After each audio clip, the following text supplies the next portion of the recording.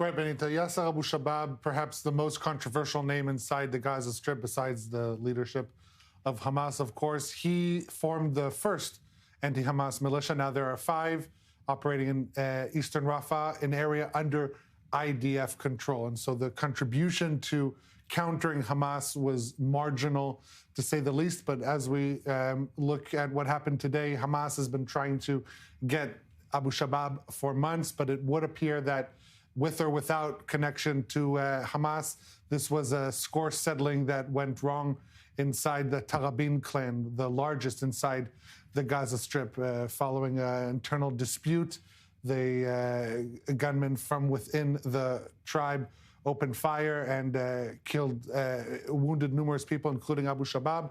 He was then even brought into Israeli hospital in Soroka. That's where his death was pronounced. But if we're looking at Abu Shabab as a whole, very controversial figure, even within his own clan that denounced him throughout his operations, collaborating with Israel. Now, Israel never acknowledged that they're supporting specifically his militia, but Prime Minister Netanyahu, in his own voice, said that Israel is providing weapons to these anti-Hamas militias at a time when there was only the Abu Shabab militia. So it is pretty clear that there was some cooperation between them. Now, the Tarabin clan saying today that with the death of Abu Shabab, this closes a dark page in the history of the clan, saying that they never supported his actions. But I think this further highlights the marginal success of these groups to really counter Hamas. Yes, they infuriated Hamas. Hamas was going after them. But the fact that these 5 militias were operating under, or still are operating in areas under IDF control and not under Hamas control, limits their ability to really counter Hamas.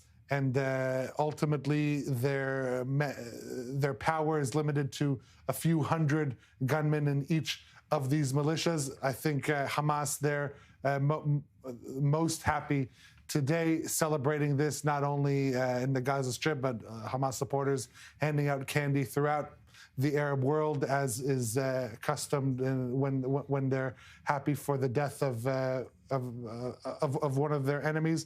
And so, and just the last point, this also highlights the fact that Israel perhaps has been gambling on the wrong horse here, trying to prop up these militias who, again, have hardly really challenged Hamas's monopoly or really undisputed rule inside the Gaza Strip. However, the death of Abu Shabab and his removal from the scene does not help this strategy of Israel and these anti-Hamas militias, but they're still there, and Israel will continue to support them.